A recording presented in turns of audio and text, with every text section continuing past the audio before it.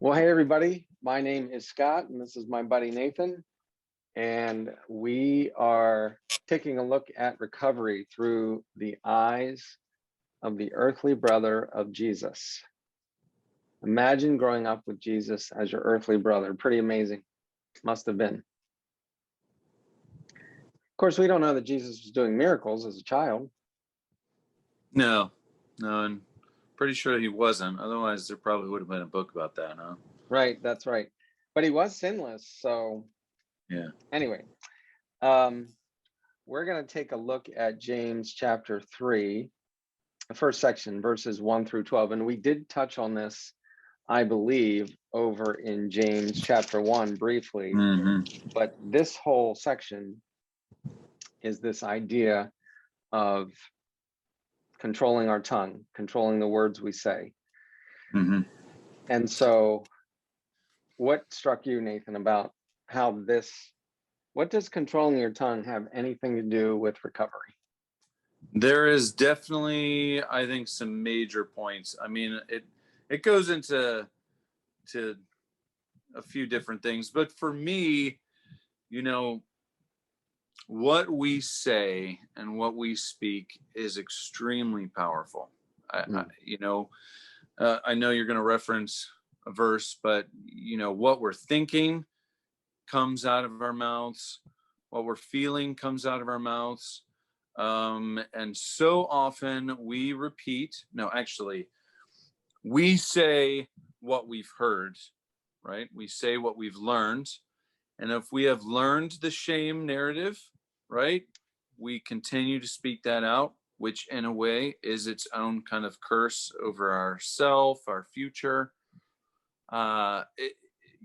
If you are speaking out the negative over and over, that becomes a truth for you, not the truth. So if I say like I'm ugly over and over, then I believe that kind of becomes the truth I'm living by, even though that's not the truth, because I'm really, I'm a handsome guy. You are. But really, I think that they have done studies on this too. I think I heard it was like a plant study where the owner, like some people of plants were like, speak life over this plant. And then this other person was just supposed to speak death. Like, I hate you. I just hope that you die. I gotta look it up again, because I have to figure out where it comes from. But they did find that it controls the reality. I'm sure like the person who said I hate you over and over probably maybe didn't water it enough, or didn't. But also just in general, I think that it's a sign of how we are made in God's image. I mean, he spoke out creation, and as someone made in his image, we are speaking out the realities that we live in, whether it is the truth or not. It could be a something that we are believing that is not truth. So someone who is addicted could say, I am never going to be free of this addiction, and over time that becomes a belief, and that belief drives them back to I was about to say remission, but it's not remission. It's regression. Wait, that's not the right word. Anyway, yes. They fall back into addiction. So I think this is a powerful, and you had mentioned, I'm not trying to take your verses, but it does say in verse 2, if we could control our tongues, we would be perfect and could also control ourselves in every other way. So what we say can really lead us toward a new way of living, can lead us toward new life, can lead us toward freedom, can lead us to the real truth that we do want to live by. But I think we do have to hear it. When we say it, we're using multi-sensories as well. You're hearing it, you're speaking it, and in some ways you're feeling it in your body. So I think there are plenty of connections to be made, and I'll let you jump in too. Yeah, no, that's great. I think you were looking for the word relapse.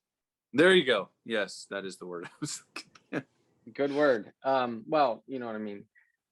So good word to use to describe what you're trying to describe. Right, right.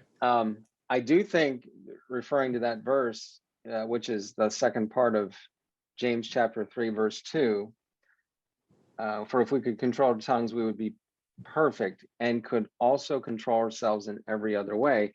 So in recovery, we often say, do the next right thing. Do the next right thing. So I get it. It's one thing for us to sit here and have a fun conversation about recovery and say, you should do this, or you should do that, or I've done this, or I've done.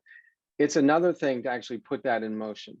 I understand that. It's hearing a message, being inspired by it, but am I actually going to do what it says?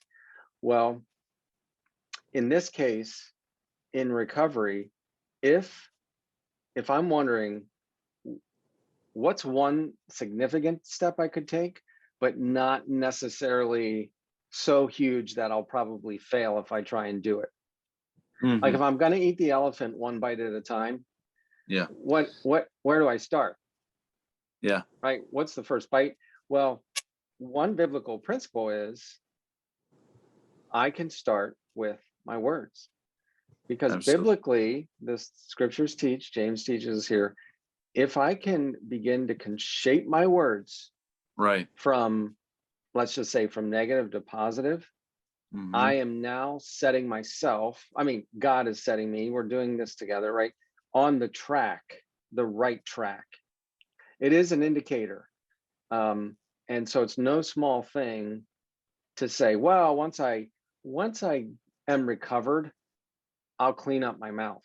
Why not Right. take the biblical approach and say, wow, maybe I never thought of this. Maybe if I clean up my words, it might move me towards my recovery. Absolutely. I think so. I mean, it does say, which part talks about a rudder?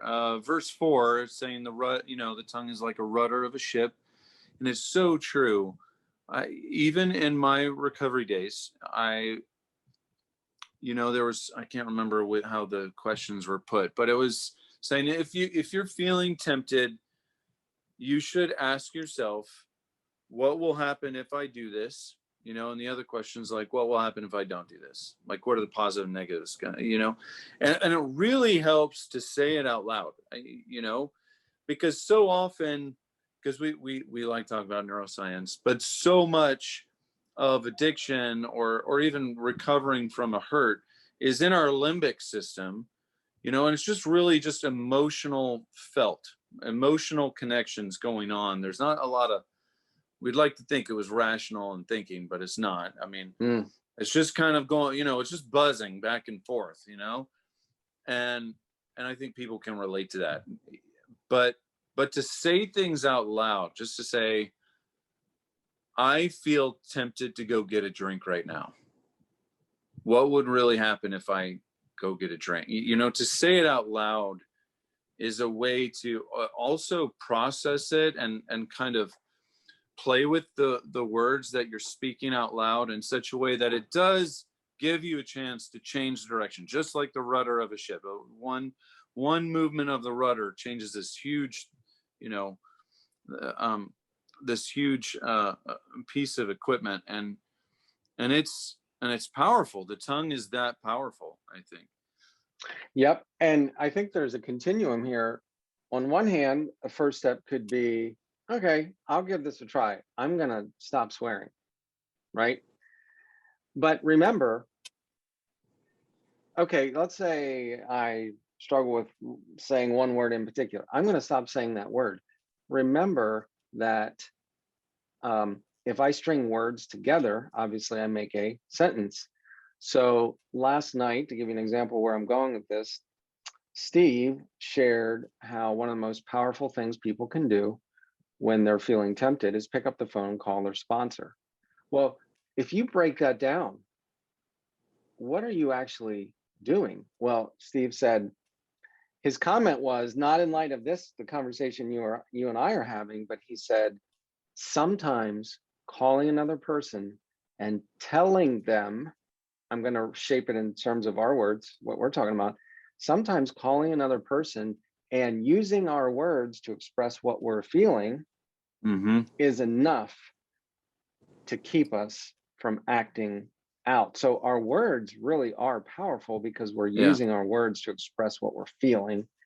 And Yeah. that, what we're saying from James, great recovery principle, start Yeah. with your words. If we're looking for the next step or a first step in recovery, try starting with your words. Yeah. It changes the story. So, I mean, Absolutely. even for the calling sponsor, that can be one of the hardest things, to call someone in the middle of feeling tempted to just do something. But because you're thinking, I should probably call my sponsor right now. But if instead you say out loud, I want to call Steve right now. I want to call Steve because I'm about to, that changes it from an obligation to a desire that is easier to act out on, and the Yeah. desire to call your sponsor, I mean. Yeah. So, Good. but Good stuff. it's true. Yeah. Okay. So, well, thanks for joining us today. And then the next time we're going to take a look at the second part of James chapter 3, talking about wisdom. And surely wisdom must play into our recovery. So hope you can join us next time. Till then, have a good day.